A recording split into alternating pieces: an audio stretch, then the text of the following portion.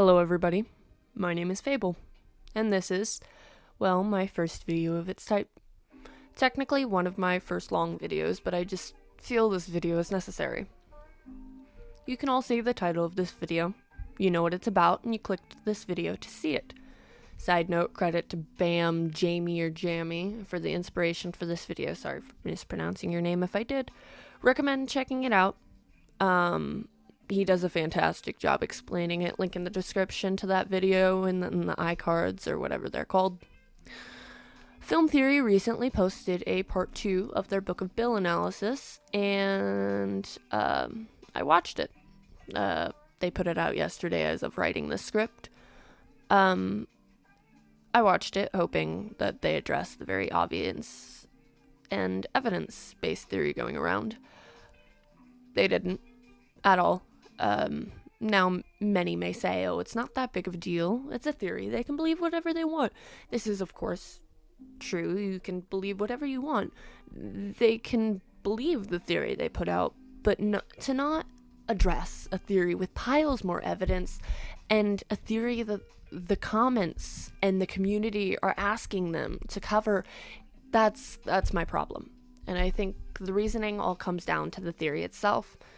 Billford, or for non-shippers, the theory that Bill and Stanford used to date. There's mounds of evidence for this theory that I'll list right now.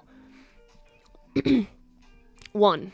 On the page about love, Bill says, and I quote, "If your date is still somehow unimpressed by your screaming and horrifying smells, then simply trap them in a massive stone pyramid and sing an increasingly shrill song until they're mentally broken enough to confess their true feelings.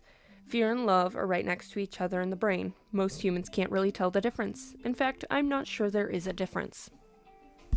2. On the page about minds of the characters, Bill comments on Ford and calls him pansexual. This may not be direct evidence, but it does add to the evidence as something to question. It's obviously a way of saying that Ford likes someone for their mind. Pansexual.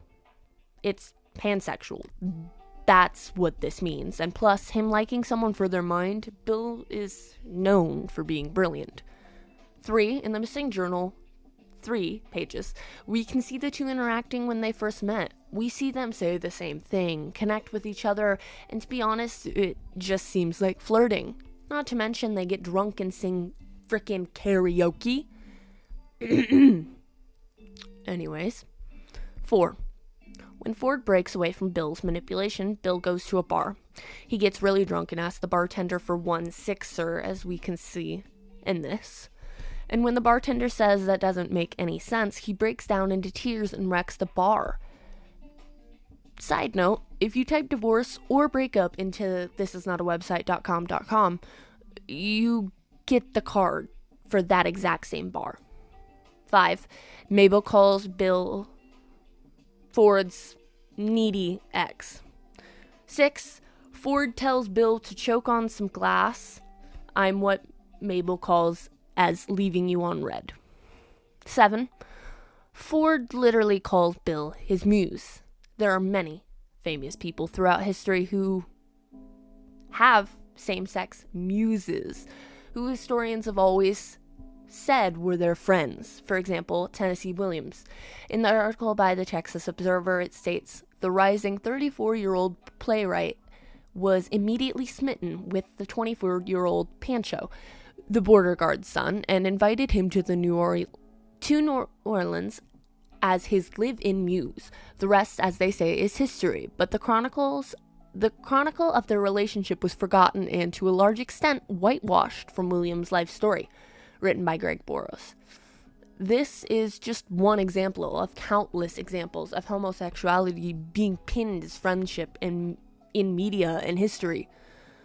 This final piece of evidence is what I believe to be the reason behind film theory not addressing this.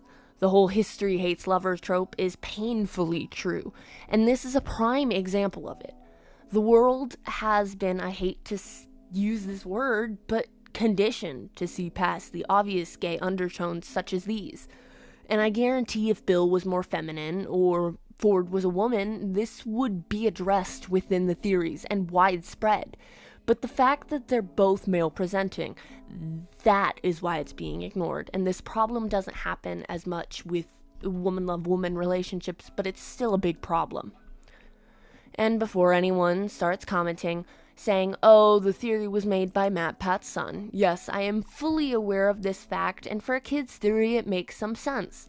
This point, again, was made aware to me from Jamie. Thank you again. But we need to think about the fact that he was most likely given a censored version due to the graphic nature of the book's content relating to gore and disturbing topics. As well as, well, no offense to Matt, I love the guy, but heteronormativity is a hard cycle to break. So Ollie most likely only knows about straight relationships. Again, to reiterate, this isn't MatPat's fault at all. It's a hard thing to well address to kids. And as a trans bi man, I do understand, but there are appropriate ways to address homosexuality to children. But the topic probably has never come up with the kid. He's 8. I'm not going to blame an 8-year-old or his dad or mom for not knowing how to explain to a kid when all he knows is probably straight couples. Especially because I believe that Matt and Steph are straight cis people. Kind of difficult to explain something you have no experience in appropriately to a young child. My problem is the fact that the comments are filled with people asking them to cover the story, and they had, I believe, a month or 2 months to add that into the script, but they didn't. And that is where I believe that film theory is feigning ignorance for the sake of keeping away from this controversy. Now, I don't think this is for a malicious reason. Not at all. The team seems super nice and have even addressed in the Scott Cawthon situation, they have team members of the LGBTQ plus community on their team. I simply think that they believe it's best to steer clear of this same controversy due to, well, their family-friendly label. As of 2022, 25% of the US alone believes that people who are gay are morally wrong. This statistic was found in the article by Forbes written by Allison Durkee. And we saw with the Target 2023 Pride Collection incidents, the people in this specific mindset of gays are wrong are violent and hateful and can well harm the channel if they broach the topic in an inappropriate way. In an article from NRP News, it states, in addition to public criticisms of the company, video has also emerged of social media of people throwing pride displays to the floor in a Target store. It also states extremist groups want to divide us and ultimately don't just want rainbow products to disappear, they want us to disappear. Kelly Robinson, president of the Human Rights Campaign, said in a tweet, "This is just evidence for how those 25% feel about the community. It sums up their thoughts and feelings. There were even bomb threats on Target stores for their Pride collection, and there were threats against employees for just working there," written by Joe Hernandez. This is just one example of violence that 25% of the USA alone would go to just for the representation, not even forced. Imagine the outrage if there might be a theory that there is gayness in a quote-unquote kids show. Now you can see why the team might hesitate when talking about this.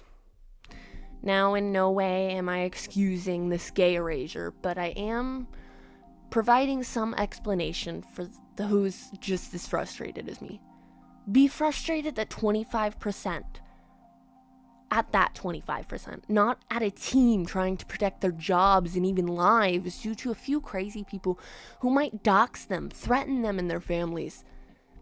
There is no safe way at this point to address this theory, but there is a way to show the team that we would be thrilled to see this theory.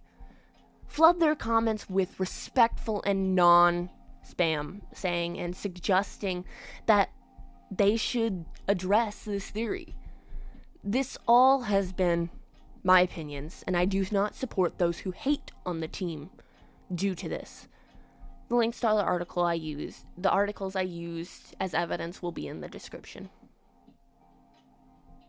I support team theorists, and I love them, no matter what. Thank you for watching my silly little rant. Have a fantastic day. And don't be a stranger, strangers.